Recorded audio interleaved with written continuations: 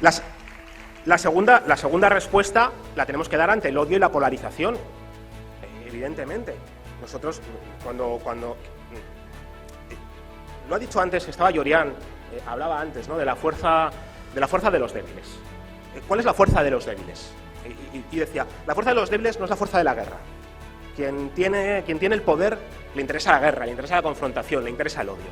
La fuerza de las débiles son los afectos, son la capacidad de juntarnos, son la capacidad de tejer complicidades. El saber que cualquiera de las luchas que han estado aquí, sin conocer, algunos los conocía, a otros no, y vosotros también, algunos los conoceréis y a otros no.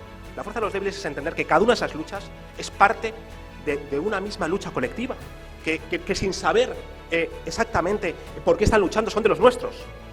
Eso es la fuerza de los débiles, esos son los afectos, que son de los nuestros.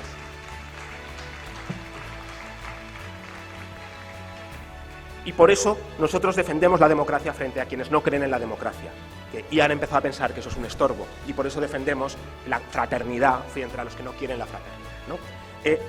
La tercera respuesta, evidentemente, la tenemos que dar a esta crisis, a estas operaciones internacionales de la economía, ¿no? Hay que recuperar la economía, hay que afrontar la reindustrialización de Asturias, y hay que recordar a todas estas empresas en lucha que venimos señalando, ¿no?, que hemos estado mano a mano con Aluibérica, con Duro Felguera, con Bauste, con la EBI, con la gente del ADA, con Douglas, con las trabajadoras del SAT, con los trabajadores sanitarios, con Modultec, con CaixaBank, con Arcelor, con H&M, con 200.000, con todo el mundo que ha tenido un conflicto, ha estado Podemos Asturias.